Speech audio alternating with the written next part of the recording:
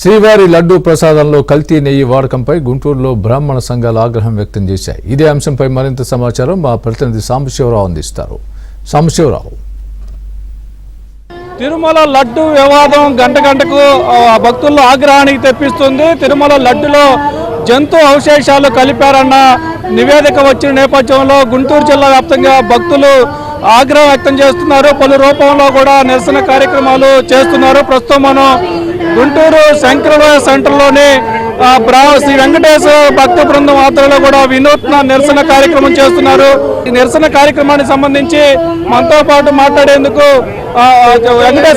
వెంకటేశ్వర భక్త బృందానికి సంబంధించిన వ్యక్తులు సార్ చెప్పండి, ఏంటి ఈ రోజు నిరసన కార్యక్రమం ఎందుకు చేస్తున్నారు? ఈ రోజున మనం చూస్తే ప్రపంచవ్యాప్తంగా ఒక చర్చ జరుగుతుంది.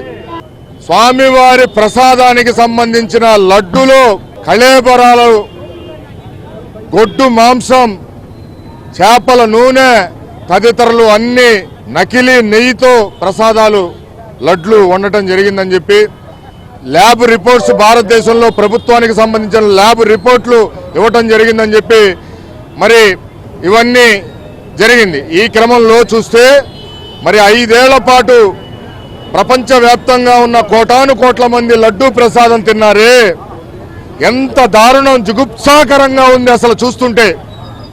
ఇది కాక అయోధ్య రామ మందిరానికి 1,00,000 లడ్లు పంపించారు.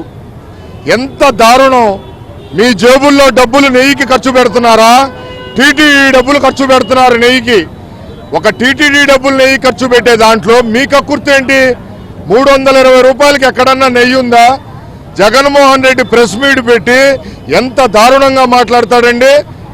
టీటీడీ ఆంధ్రప్రదేశ్ ప్రభుత్వానికి సంబంధం లేదంట. తన ప్రభుత్వానికి టీటీడీ ఒక స్వచ్ఛంద సంస్థ, అది వాళ్ళు చేశారు, నాకు సంబంధం లేదంటాడు. వాళ్ళని నియమించింది, ఆ ఎదవల్ని నియమించింది నువ్వే కదా జగన్మోహన్ రెడ్డి. నమో వెంకటేశాయ, నమో శ్రీనివాస. తిరుమల అంటేనే పవిత్రత, తిరుమల అంటేనే ధర్మం.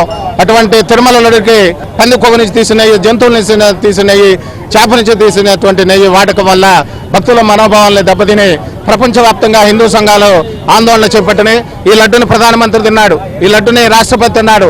మొన్న అయోధ్యకి 1,00,000 లడ్డులు పంపించారు. ఇవన్నీ కూడా అపవిత్రమైంది.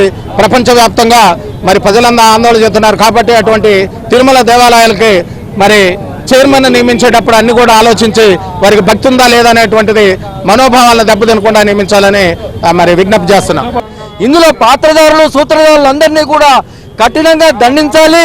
ఇటువంటి అపచారం అనేటటువంటిది తిరిగి మరలా అక్కడ సప్తగిరులపై జరగకూడదని మేమందరం కూడా ఆకాంక్షిస్తూ ఈ నిరసనని వ్యక్తం చేస్తూ ఇక్కడ కార్యక్రమాన్ని నిర్వహిస్తున్నాం.